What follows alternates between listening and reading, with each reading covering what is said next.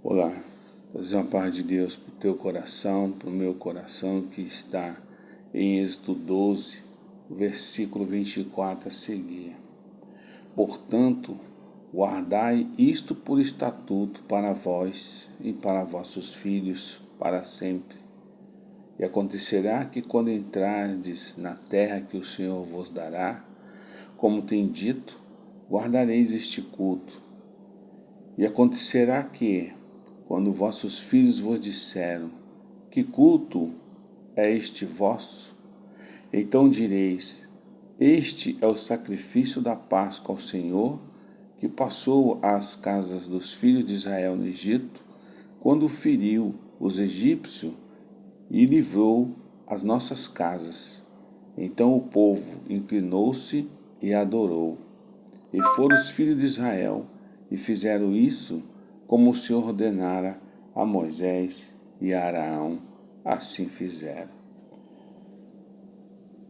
Queridos seguidores, amados em Cristo, querida igreja, que culto é este vosso? Era dever dos pais usar a Páscoa para ensinarem aos filhos a verdade sobre a redenção da escravidão e do pecado que Deus efetuara em seu favor e que através disso fez deles um povo especial sob seus cuidados e senhorio. Semelhantemente, irmãos, a ceia do Senhor, a Páscoa dos crentes do Novo Testamento, tem o propósito de lembrar-nos da salvação em Cristo e da nossa redenção do pecado e da escravidão a Satanás. Se você for lá em 1 Coríntios 11, 24 a seguir, o Pai de Deus nos diz: e tendo dado graças, o partiu e disse: tomai, comei, isto é o meu corpo, que é partido por vós, fazei isto em memória de mim. Semelhantemente também, depois de cear, tomou o cálice, dizendo: este cálice é o Novo Testamento no meu sangue. Fazei isto toda vez que beberdes em memória de mim. Estas palavras, irmãos, se referem ao corpo de Cristo, ofertado mediante a sua morte, bem como o seu sangue derramado como sacrifício na cruz. Cristo, ao falar do pão, isto é o meu corpo, quis dizer que o pão representava o seu corpo. O cálice representava o seu sangue derramado no Calvário para a retificação do Novo Testamento. Comer o pão e beber o cálice significa proclamar e aceitar os benefícios da morte sacrificial de Cristo. Você vê que o versículo 26 diz: porque todas as vezes que comer deste pão e beber deste cálice, anuncia a morte do Senhor até que venha. Mais importante, no versículo 27 nos diz: portanto, qualquer que comer este pão ou beber o cálice do Senhor indignamente, será culpado do corpo e do sangue do Senhor. Comer indignamente, irmãos, é participar da mesa do Senhor com um espírito indiferente, egocêntrico, irreverente, sem qualquer intenção ou desejo de abandonar os pecados conhecidos e de aceitar o concerto da graça com todas as suas promessas e deveres.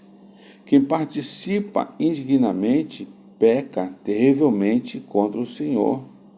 É culpado de crucificar de novo a Cristo e torna-se imediatamente sujeito a juízo e retribuição específico.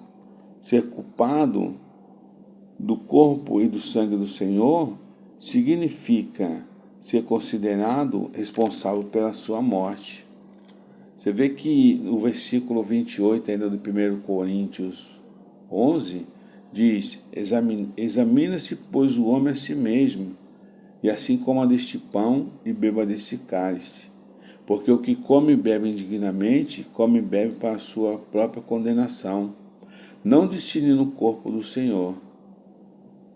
Glórias a Deus. Então é necessário as pessoas estar cientes do que está fazendo. Versículo 30 ainda diz: por causa disso, é entre muitos de vós fracos e doentes, e muitos que dormem. Porque se nós nos julgássemos a nós mesmos, não seríamos julgados. Mas quando somos julgados, somos repreendidos pelo Senhor, para não sermos condenados com este mundo. O propósito do julgamento e castigo pelo Senhor é para que não sejamos condenados eternamente com o mundo. Esse propósito misericordioso de Deus é válido para todos quantos se arrependem dos seus pecados e se julgam a si mesmo devidamente. Então, a ceia do Senhor, ela é um memorial da morte de Cristo no Calvário, para redimir os crentes do pecado e da condenação. Através da ceia do Senhor, vemos mais uma vez diante de nós a morte sálvica de Cristo e seu significado redentor para a nossa vida. A morte de Cristo é a nossa motivação maior para não cairmos em pecado e para nos abstermos de toda aparência do mal. É um ato de ação de graça pelas bênçãos e salvação da parte de Deus, provenientes do sacrifício de Jesus na cruz por nós. Então hoje, no presente, a importância do Senhor é um ato de comunhão com Cristo e de participação nos benefícios da sua morte sacrificial e, ao mesmo tempo, comunhão com os demais membros do corpo de Cristo. Nessa ceia com o Senhor ressurreto, Ele, como anfitrião, faz presente de modo especial.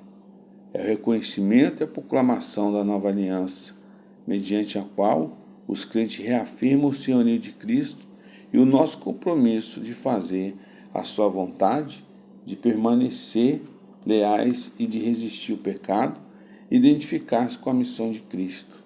Glória a Deus. Então, irmãos, aleluia. Quando lá em Êxodo se fala, guardar isso por estatuto para vós e para os vossos filhos para sempre. É o nosso dever como pai, ou como pastor, ou até como membro, ensinar os filhos a verdade sobre a redenção da escravidão e do pecado que Deus efetuou em favor e que através disso fez dele um povo especial sob seus cuidados e senhorio. Semelhante à ceia do Senhor, a Páscoa dos crentes tem um propósito de lembrar a salvação em Cristo e da nossa redenção do pecado e da escravidão a Satanás. É isso. Glórias a Deus. Que Deus te abençoe, te dê uma boa semana em nome de Jesus.